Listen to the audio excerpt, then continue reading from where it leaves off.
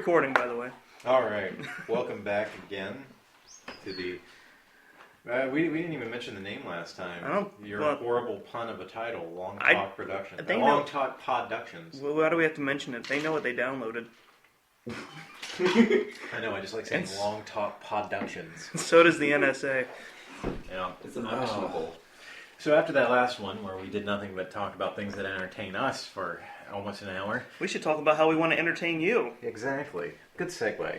You're welcome. Thanks for ruining it by bringing attention to it. Yeah, that's why I keep you around. So we mentioned briefly last time, and I'm sure we mentioned it in some of the other podcasts as well. We started. It's been 2 years ago at this point. That's a depressing thought. Yes, saddening. 2 years, 3 years. Good Lord, it's been 3 years. Oh my God, what am I doing in my life? Goodbye. Yeah, it's been 3 years at this point. We started a web series called No Fourth Wall, which is exactly what it sounds like. It's a very meta comedy short series about, as the tagline originally went, it's a web series by three guys about three guys making a web series. Your mild confusion is probably the appropriate reaction. In front of both of us, Zade is currently stripping. I'm hot. Yeah, you are. That's why you got to show it off, huh? Oh, baby.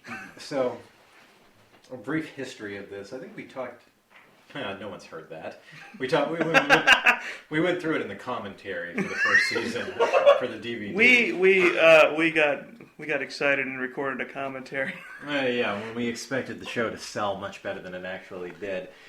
The show was entirely Chris and Stan's idea. Don't you put that evil on me, Ricky Bobby.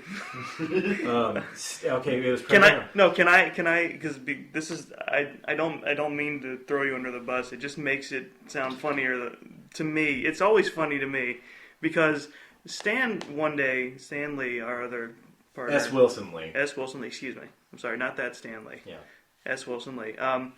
He and he started talking to me one day about he wanted to do like a series where he just has misadventures, and so I was just tossing ideas back and forth with him, and Dave eventually joined in, and then by joined in he means the three of us used to work together at the same store. Yes. And I'm standing up at the register, there's nothing going on, and Stan suddenly just appears and starts telling me this idea. I didn't know that part, but... He just appears and starts telling me this idea as though it's already a done deal. It was not. I was just spitballing to pass the time, and I was like, this could be interesting. I wish I had recorded or written down the conversation that we had. It wasn't even a conversation, it was all Stan getting excited, like, oh yeah, we're going to do this series. Me and Chris have this idea, and we just need you to write it, and it's all about how I get to these wacky. Do you see how I got drafted into this? And I do get to do my Tom Cruise run because for some reason Stan loves to run like Tom Cruise. And here's the thing: when we were spitballing ideas, I was just sitting there throwing out ideas like Mr. Bean-esque misadventures, where he just wanders into things and blunders through them. Right. Now Stan and I have a weird history of doing this, where he will come up with a completely random. No, not necessarily random, but a crazy idea, and he'll spend 3 or 4 hours telling me in minute detail what happens in this story. He will. This will happen. Very educational and vernacular. And then I'll go home and I'll take the very basics, the most interesting, accessible parts of what he spent 4 hours telling me, and I will condense them into a 10-20 minute short. It worked that way with the Film Network, which ended up being a 20-minute short. And when he pitched it to me, it was originally a feature length, and it had a car chase in it. He wanted to include a car chase, and at that point he was driving an old Chevy Cavalier, so that would have been the world's least interesting chase. He wouldn't have been driving, right? Because that would have been the world's saddest car chase. Yeah, no, he wanted to drive. Oh my God! I can't go over 30. What? Sympathy for Dog Boy. Him and actually Alex from the bookstore came up with the idea for that one. And, okay. I had no idea Alex came up with that. He contributed to it. Okay. Stan just wanted to make a straightforward. Probably much in the same way I did when I ended up creating No Fourth Wall. Yeah, Stan just wanted to make a straightforward kids go into the woods and get killed by rednecks story. And tale as old as time. Yeah, and Alex is the one who ended up contributing the completely off-the-wall idea of what if these rednecks in the woods they killed a Mexican family and kept one of the kids as their pet. And I don't know what it says about me as a person that I was like, brilliant, done. Rednecks keeping a Mexican child as a pet, and they sick him on people like a dog. We call it sympathy for Dog Boy, like sympathy for Mr. Vengeance. I got way out of my element on that one, and so that's how those two things came to be. So Stan comes up to me at work with this idea that he said you two had come up with. I imagined when you said he comes up when you said he suddenly appeared, like you were standing at not even like that. He just slowly rose up from behind the counter. Yeah. And yeah, when he pitched it, it made no sense whatsoever. Like Network and Dog Boy both had concepts. Yeah. And there were so many ideas there we couldn't have done them all. Because most of our conversation was Mr. Bean-esque pratfalls and weird puns for titles. Right. Including his name. So yeah, because we like to make fun of Stan's name. Stan of Green Gables, a Stan for all seasons, shit like that. So I had no idea where to go with this, and I could have told you then, but now I have no idea how it turned into what it did. I think you were you were like bored and you just worked on it. Yeah, I went home that night and I wrote the first episode. I live 5 minutes from the store, so I printed it out, turned right back around, and went back to work and let Chris read it. You know, he showed up and said, "Oh, I wrote the script for that." Wrote the script for what? Yeah. And then I went home and wrote 4 more. And so out of this, sorry, go ahead. I'm sorry. It was just like you had me read through it because I don't remember if it was that conversation then, but okay. So you later showed up and said, "Okay, so we started shooting it on this day." And I was like, "Start shooting what?" Yeah. I thought it was still just a concept at this point. So of those 5 episodes that I wrote that first night, we ended up shooting 4 of them. I rewrote. Actually, I didn't rewrite. I threw out one of those 5 episodes entirely and wrote a completely new one. So the first episode was 5 episodes in the Halloween special, and it was very cheap. It was. Yeah, it was very much a first endeavor, despite the fact I went briefly retarded during the making of this. We had made short films that looked cinematic. Briefly, you say. Yeah, shut up. We'd made plenty of short films before. I knew what I was doing, and yet the first season of this show, I almost wish that we didn't even show people anymore because it's so amateurish. It was, and I see. Like, at least you and Stan had more experience than I did, because even just being on camera, I was not And you ended up out-acting both of us. I don't think that's true, ever. That is not true. I was so, I'm never going to go back and watch it again, but the first episode, I'm so tense with doing this, and so uneven. No. Well, I was so worried and tense, it's like, I was very much, like, on guard the whole friggin' time. So I decided half to develop the show as a whole and have to cover our asses, that we developed the concept of, because us as characters in the show were supposed to be amateur filmmakers, the quality of the show should increase as we as characters develop. So it became very important to me that the second season go much bigger. The first one was 5 episodes in the Halloween special. The second season... And all of them were 5 to 7 minutes each. I'm so sorry. So everything in the second season, the episodes are like 8 to 10 minutes long. There were 12 of them. We had a different guest star every episode. We went to a new location every episode.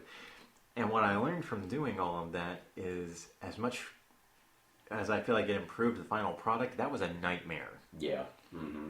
We started shooting that season in January of 2013. Yeah. And we didn't wrap the final episode until October of 2013. Mm-hmm. So 10 months it took to film those 12 episodes. And that was because a large portion of that was we took a break during the summer when we were performing for Shakespeare Carolina. Right. Mm-hmm. But then it's just, as we got more and more people involved, it went from me and Stan and Chris into me and Stan and Chris and Katie and Heather. We added new characters. It became an actual thing. Yeah. Amy and all those guys. Yeah, having different guest stars every episode. Harold Skinner, Amy Arpan, Matt Turner, Brett Reed, all of the hot girls. Sarah White, Melissa Frierson.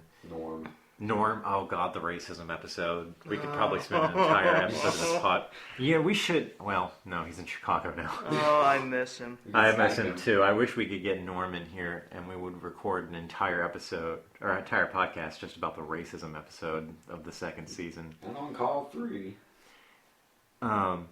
So that's the show. If you want to check it out, you can go to the Long Walk website, longwalkproductions.com, watch them in order on YouTube. I think what's interesting about the 2 seasons is the first one is us. We're developing our humor, what we want to be, what we want to have be funny on the show.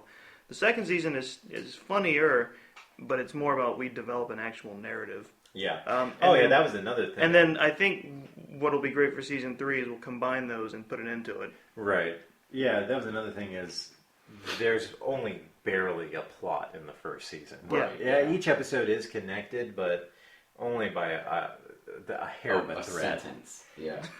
And so it's important to me going into the second season that we had an overarching plot, that the whole season had a through line, first episode to last. And we accomplished that, and it took us so long to get there that I immediately kind of launched myself into writing of the third season starting last January. So in just a few months after ending the second season, I knew that we wanted to do a third season that was all the best parts of season 1 and 2. But again, I wanted to take it to that bigger scale. Keep up with guest stars every episode, new locations, go bigger. And so we outlined, I think, a total of 9 episodes. Was it 9?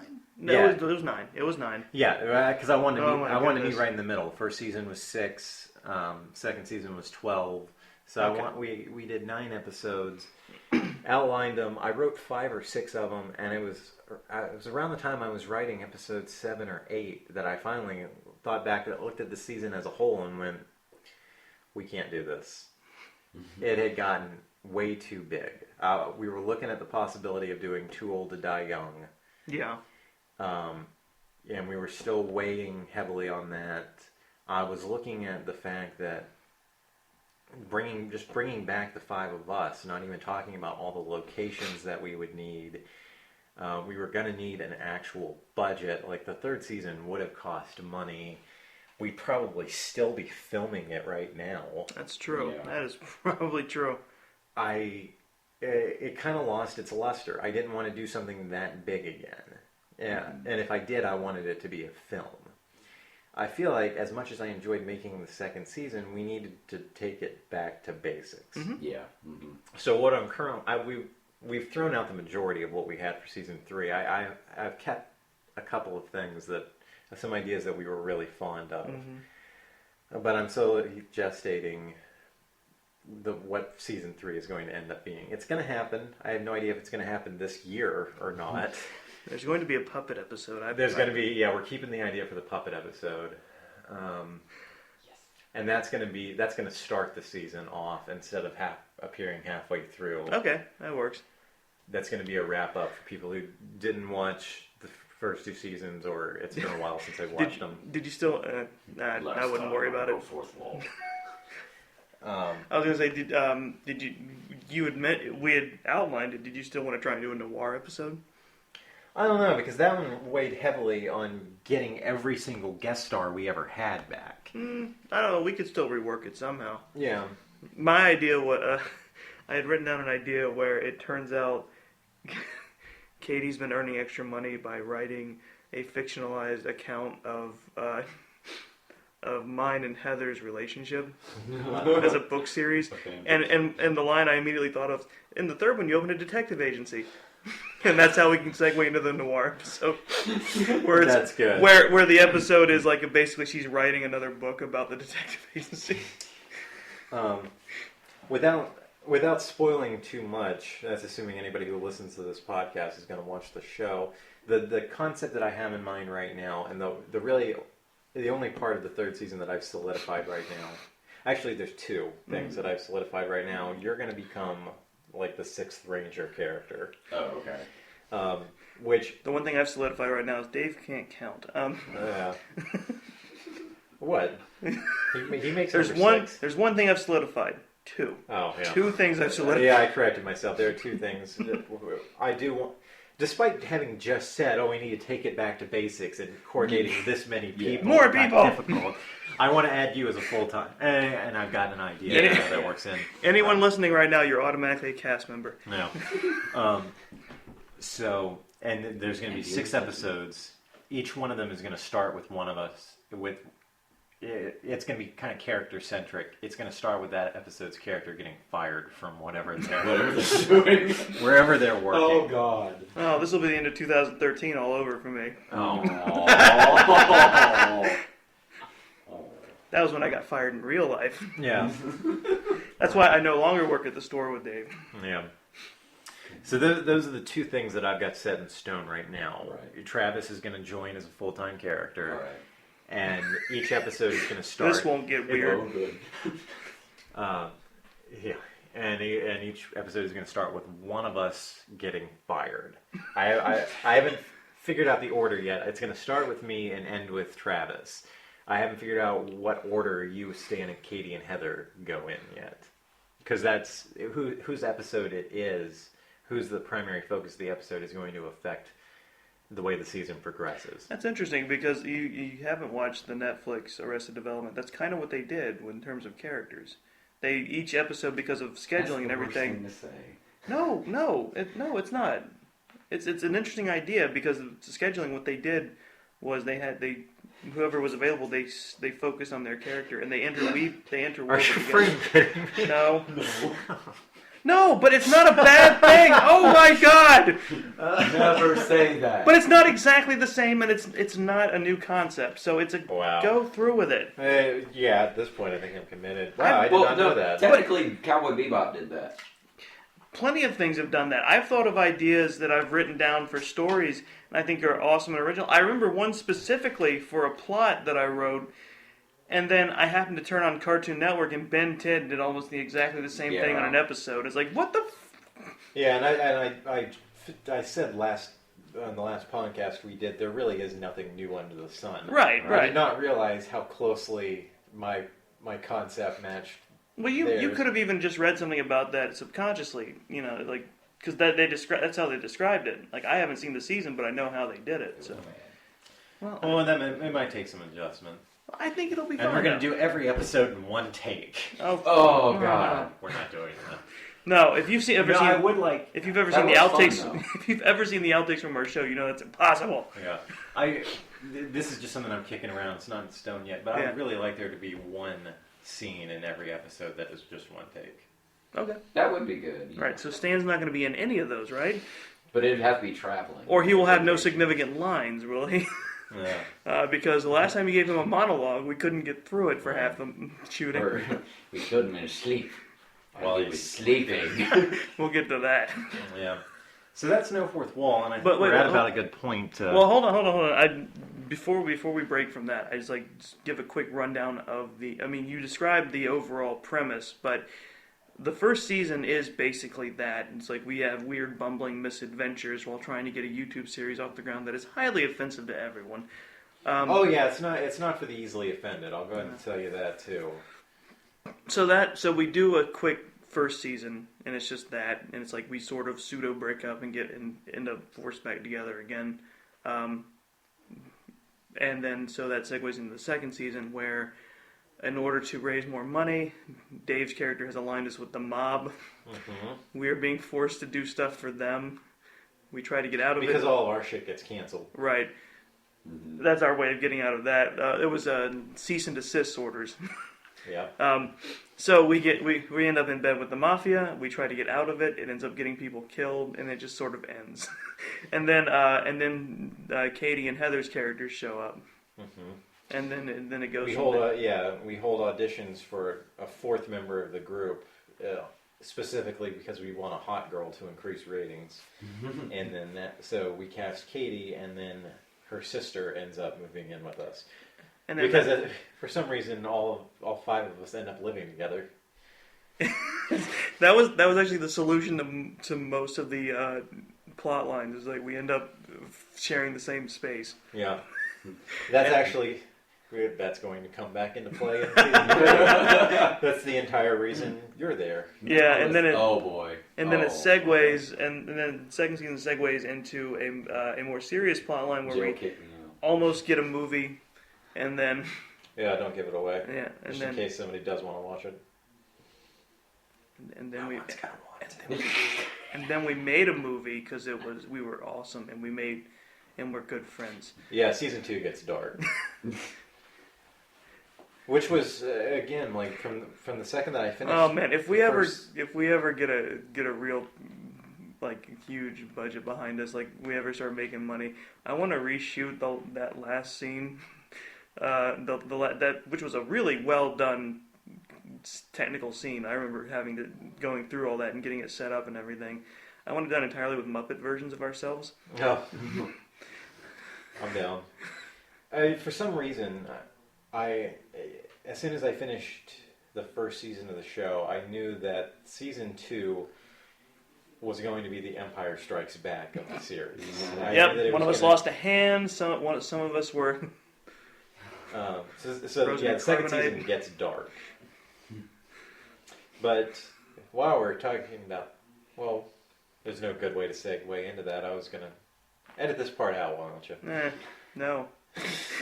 And welcome back. You're just gonna let me flounder. And welcome back to the show.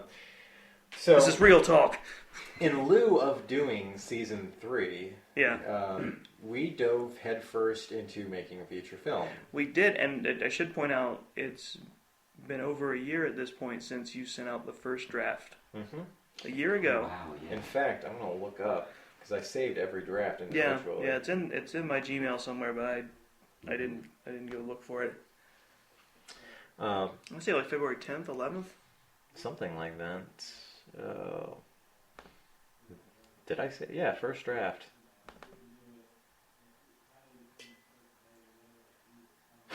Wow. Taking for 216. Wow. So Yeah, so it's been Yeah. over a year since I finished the first draft. Is that when did we all like? Meet for the reading? Or? Yeah, when did we? That all was meet? back in May. Oh, okay. Yeah. That was May 19th. Yeah, it was May 19th. Yeah. Yeah, so a little over a year ago, I finished the first draft of a screenplay. It's about 50-something pages. You sent it out to us. 52 pages, yeah. I had a title and an opening line when I started. I knew I wanted it to be a detective story and very film noir. I wrote down, I typed it out on my phone actually. I thought of this opening line one day, and then I thought of the title, which was rare for me because normally the title is the last thing I come up with. Mm-hmm. So I don't know how many screenplays I have sent to you, first drafts that I've written that are just untitled. They are untitled. I have the other problem. Like before I really can go into a story, I have to know what the title is. I have to figure out even if it's not going to the title that's going to stick. I have to figure out a title. I'm really bad about that for some reason. But I went in with those two things, and in 2 days I wrote the first draft of the screenplay. A movie. Yeah, of Too Old to Die Young. 52 pages, all A plot. I think it was 6 or 7 scenes. It was like inciting incident,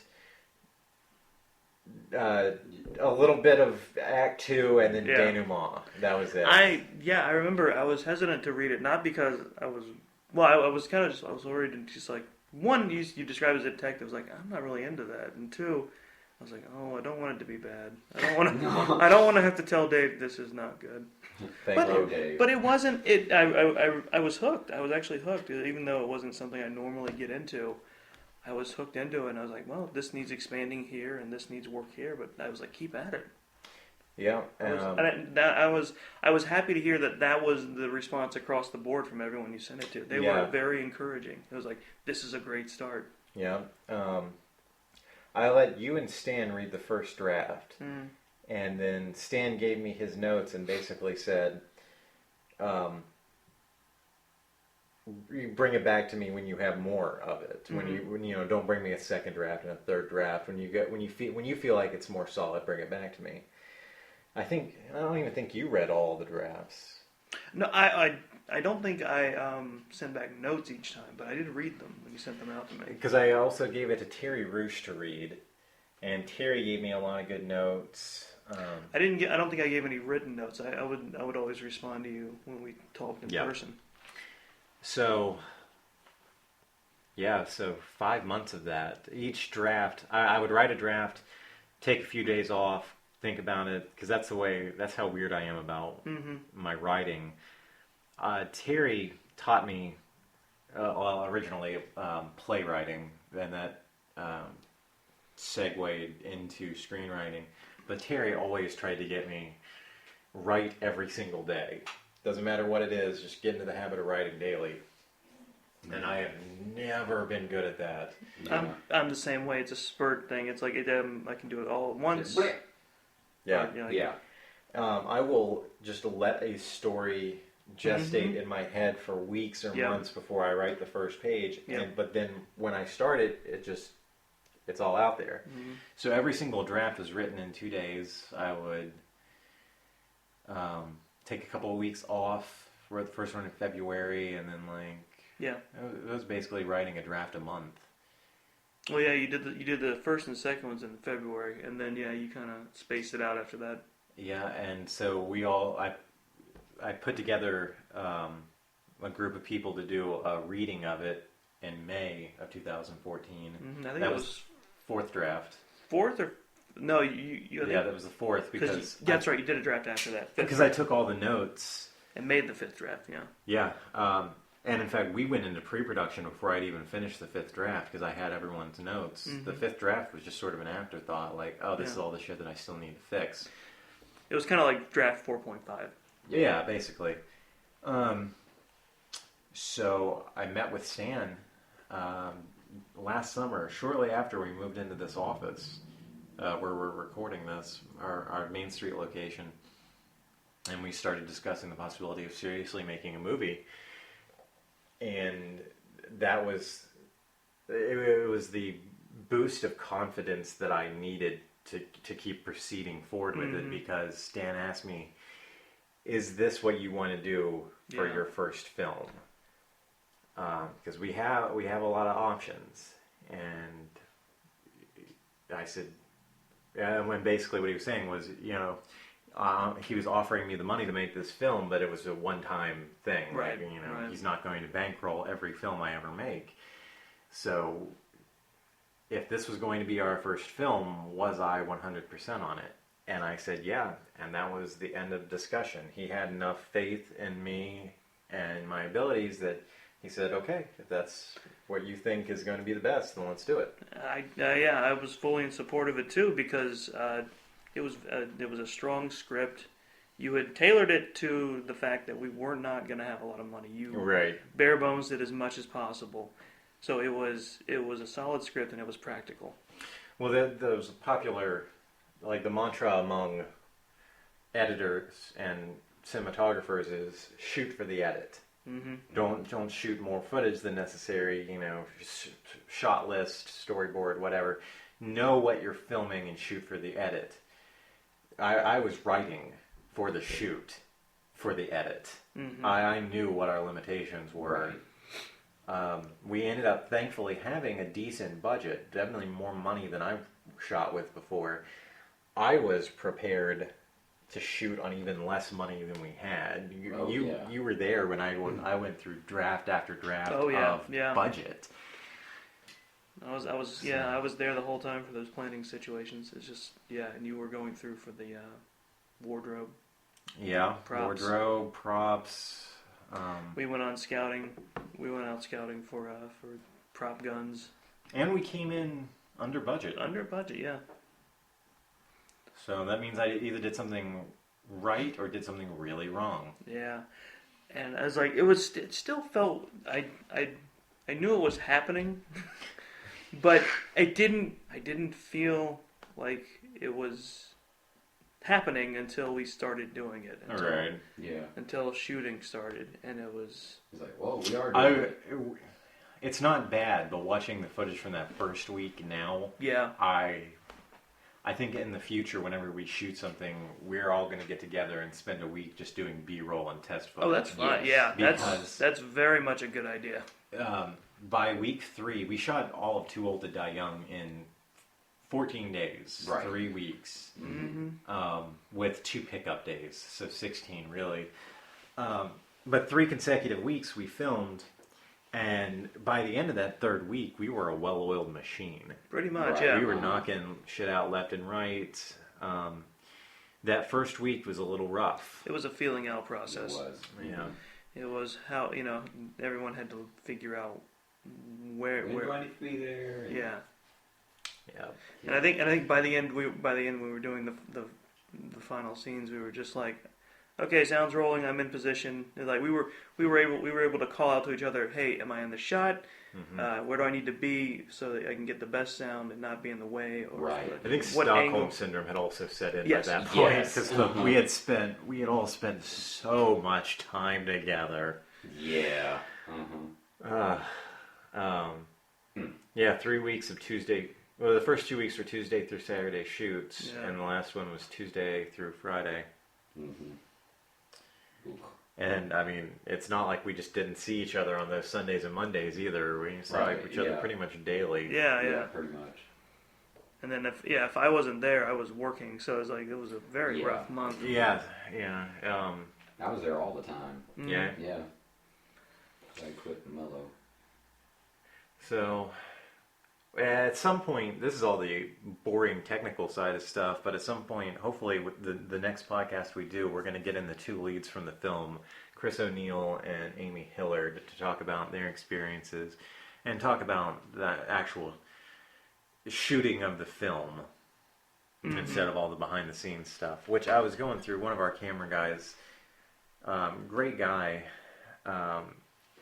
was going through all of Chris Neville's stuff. Oh, okay. yeah. The behind the scenes stuff that he shot, and I need to put together a behind the scenes feature. Mm-hmm. The reason I paused there is because on the film we had on camera and sound Chris Barnes and Chris Neville, and then acting we had Chris O'Neill and Chris Walters. And didn't we have more Chris's? No, I think it was 4. Just the 4 of you. So and the first night we started, all 4 Chris's were there. Yeah, the very first night of filming, there were all 4 of us. So I paused there because I was, the behind the scenes stuff. I looked He through had to that cycle from through the Chris's he knows. Chris Barnes, Reinhardt, O'Neill, Walters, Neville. It was Chris Neville. My brain froze temporarily. I need to put that together. And then it was just days we were shooting. It was just like trading off. Some of us would be shooting camera, and then like I know Zade would double up. Zade would be camera, and then sometimes he would have to Right. like the day we were shooting outside in the one apartment complex. Zade had to crawl inside the car with a mic to make sure we got everything we needed. Right. Yeah. I do remember that. The first week was all nights, so Oh, yeah, 5 nights. And on your average film set, you would get up at like 4 o'clock in the afternoon, eat, chill out before it's time to get on set and get into costume and makeup. We had jobs. O'Neill especially. Yeah. O'Neill would go to work. He'd get up in the morning, go to work, get done. We'd meet. We'd film until 1 or 2 o'clock in the morning. I don't think we ever actually went that late. No, I think it was just the first night in the alley. The first night in the alley, we Yeah. kind of That went was that our late. latest night, because of that, I didn't want to do like a full 7 or 8 hour load of shooting. Yeah. But what that meant was we were rushing that first week to get everything we needed. That's And why therefore, that's why it didn't look as clean. Oh yeah, it didn't look as clean, and that's why we ended up having to do those 2 nights of or 2 days of reshoots. We were kind of editing on the fly with Or our night shooting. reshoots. We were kind of like in the alley specifically. We were kind of editing on the fly with our shooting because there was a lot of pickup shots of specific parts of the alley and things you wanted to make sure to catch on camera. So Oh god, I still need to reshoot stuff out in the alley. yeah. I So just we realized were that. like, okay, we'll get this shot. We don't really need that one. So, yeah, and And like work on lighting. yeah. yeah, well, it worked out well, actually. Listening to the commentary for the film Hatchet, Adam Green talks about shooting all night on location in Louisiana, and about the fact that there were days of shooting where they were just ripping entire pages out of the script, going, "All right, we're not going to be able to get this." Yeah. Thankfully for us, all that ended up being was I had typed out an extensive shot list, and it would end up, okay, this is what's next, and I look at it and go, all right, we don't need that. Screw it. Cross that out. So thankfully, I don't think I trimmed dialogue in one scene between Walters and O'Neill. I cut out a couple of lines from that, but we didn't lose much. Not much. We lost one entire scene because we couldn't get a location, but that was what was that one? the jewelry store. Oh, right. Yes. Right. Which I'm still trying to figure out a way to make that work. Yeah, there's I still still time. I haven't thought of anything, clearly. But No, there's still time to work on it, yeah. Were you all thinking of using Love? yeah, well, I don't Or know. Love's Plaza? Yeah. And it was an insurance thing. Oh, I couldn't yeah, film yeah. inside there. So I'm trying to think of alternatives. Still haven't yet. The location, a lot of the locations you managed to get were really nice. Yeah, Tom Moody's apartment worked out wonderfully. That did, yeah. The construction site where Chad Simpson works. Mara's. Oh, God. That house. Mara Rosenberg's house. That house is beautiful. I have a very long. Also, we thank could you saddle list that for the dog and ride it credits. as a horse. They have it was a Newfoundland. Kinley. Yes, Yeah. such a wonderful dog they have over there. Yes. And that was probably one of the best nights of shooting. I thought was shooting over there. Yeah.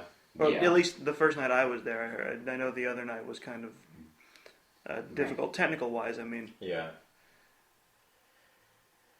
So, that's, like I said, that's the boring behind the scenes aspect. Once we get O'Neill and Amy in we here, mentioned I can't earlier. wait to hear the two of them. we mentioned earlier the Rosenberg house is where Stan Delivered the immortal line. Well, see, the line is he's a mob boss and he's delivering a line about how he killed people in their sleep.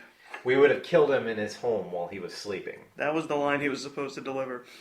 Instead, what we got was one take where he looks O'Neill square in the eye and says, "We'd have killed him in his sleep." Well, he was sleeping. No, he said it, and we all died. But no, it was like 10 seconds of just flat silence. As Stan was frantically trying to recover Now the line. he said the while he was sleeping part pretty smoothly. It's like he tried to save it as well as he could, but then I forget who broke first. I think it was me. Yeah, I think it was Zade- good. I went, "I'm sorry," and Yeah. then everybody went. that was the dam. The dam burst, and everyone was allowed to laugh, and everyone just lost it. Ugh. Yeah. Goodness.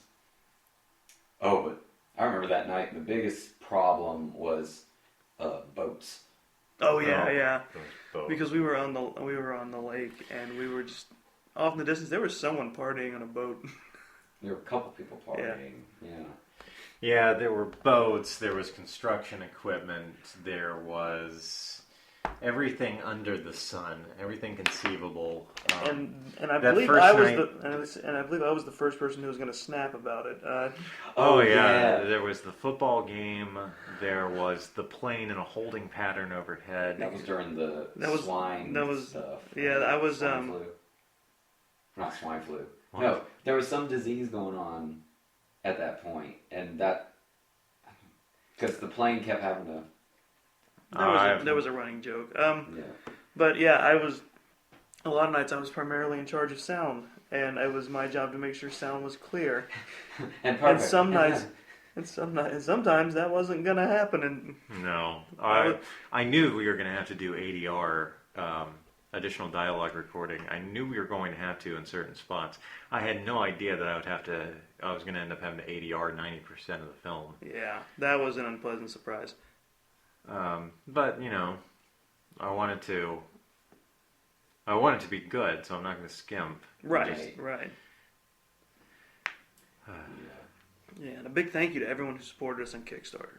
Oh yeah, I should pull Oh, that yeah, list big up. one. But thank Because you that- to my mom and dad, Yeah. to Nina Bearden, To Jay Grant, to Jay Grant, to Robert Brafford, to I think Norm contributed. Norm contributed, Nathan Rouse contributed. I'm just gonna Johnny Raven.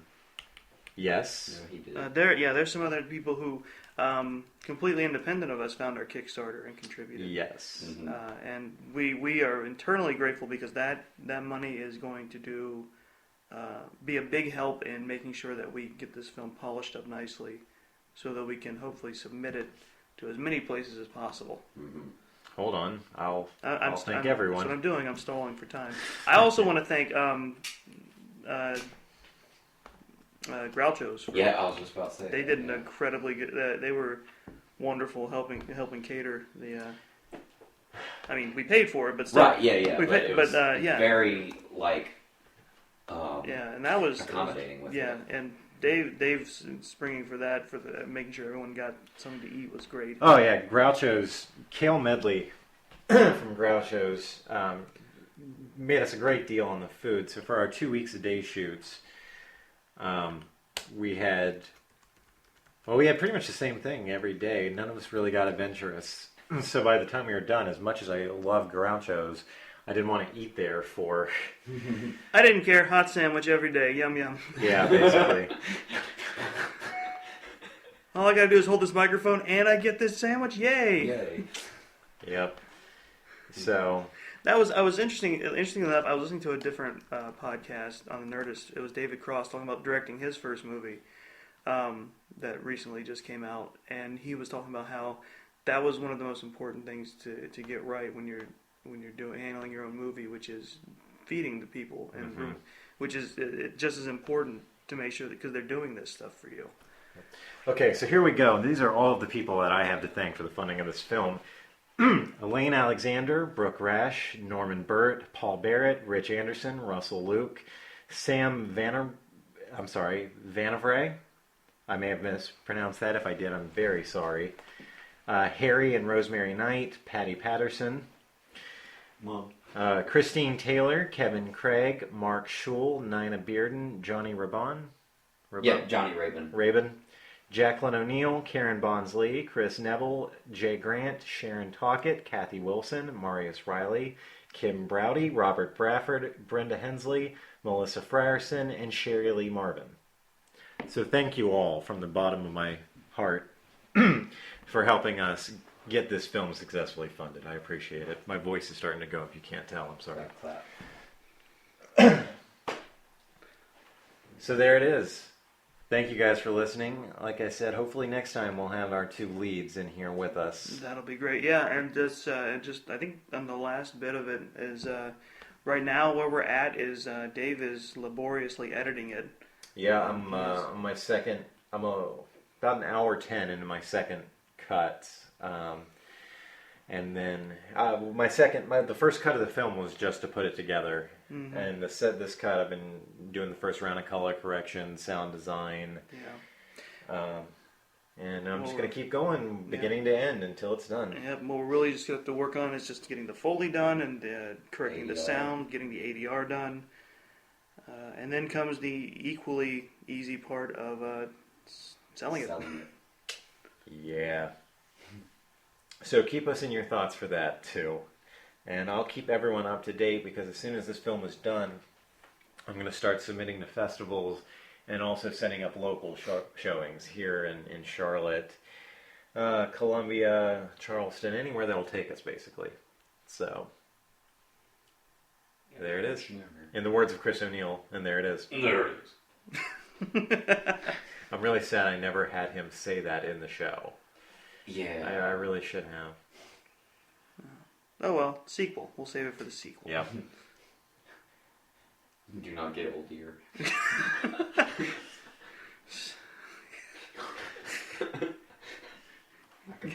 Getting too old for this dying young business. Yeah, there it is. Too old for this shit. Oh, All right. Thank you for listening. I think that's about it. I think that's good. All right. And now 10 seconds of awkward silence. No.